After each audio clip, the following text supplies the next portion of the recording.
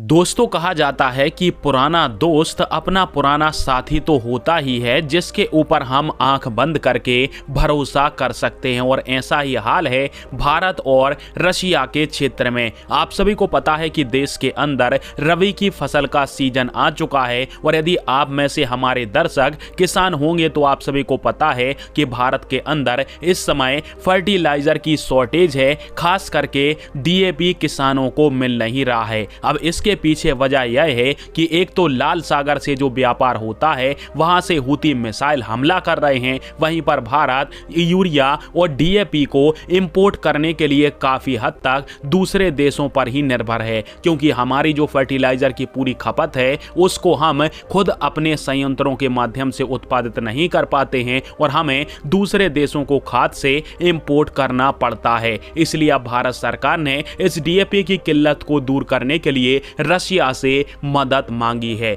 वैसे एक नजर आप सभी को पिछले साल के डाटा के ऊपर डलवा देता हूं, जिसमें हमने पिछले साल 1,25,00,000 टन फर्टिलाइजर को इंपोर्ट किया था, जिसमें से चाइना से 18,65,000 मेट्रिक टन यूरिया, साथ में 22,58,000 मेट्रिक टन पोटास और फास्फोरस चाइना से आया था। जबकि 2023 अकेले के अंदर 43,50,000 मेट्रिक टन फर्टिलाइजर हमने रशिया से इंपोर्ट किया था। और अभी रशिया भारत का सबसे बड़ा डीएपी सप्लायर बना हुआ है, जबकि यूरिया के मामले में चीन और रशिया एक दूसरे को कड़ी टक्कर देते हैं। अब ऐसे में प्रधानमंत्री मोदी ने रशिया के राष्ट्रपति व्लादिमीर पुतिन से ब्रिक्स शिखर सम्मेलन की साइडलाइन मीटिंग के अंदर बात करी थी, जिसके बारे में आज रूसी राष्ट्रपति व्लादिमीर पुतिन ने भी दुनिया को बताया। और पुतिन ने खुद कहा है, जिसका आप सभी आर्टिकल भी देख सकते हो, कि भारत के प्रधानमंत्री ने कहा था कि हमारी रबी की फसल आने वाली है,